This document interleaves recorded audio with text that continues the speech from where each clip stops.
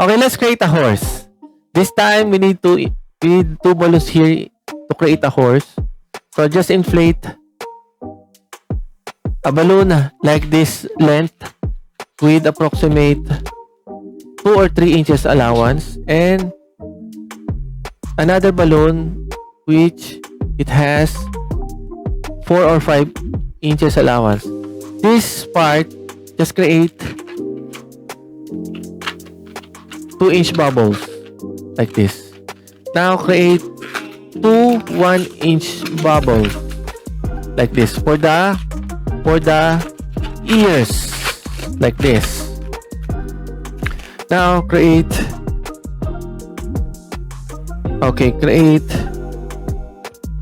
3 inches bubbles here for the neck of our horse. And now create another 3 inches bubble here and another 3 inches bubble and put it together for our front legs like this. Now create a body here leaving of about 3 inches or 3.5, and create another 3 inches here and another 3 inches for the last legs of our horse. So this is our horse. Okay, so now let's create the hair of our horse. Okay, so this is the nostril of our yellow balloon. Put it here around of the head of our horse, just like this. Now create a small 6 bubbles here. So we have 2 already here. Create another one. Create another one. So we have 4. One more. 5. And 6. I think that's enough. And now put it together and creating a loop, and that's it. Now put the neck of the horse here, just like that.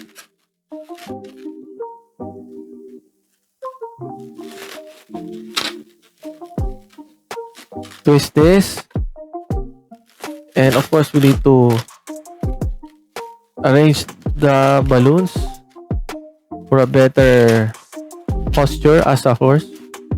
Now we have extra balloons here. We don't need this anymore. Okay, so of course we need to pop this, but of course we need to be extra careful. Before we pop, we need to tie this carefully, just like this. Okay, I think that is enough for this. Okay.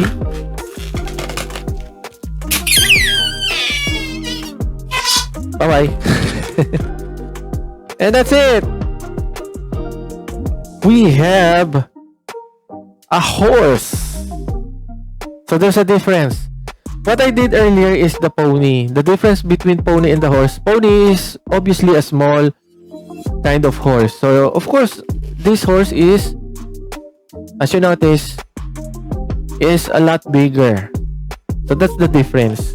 So officially, this is our 2 balloon figure horse. Okay. That's it. Thank you so much.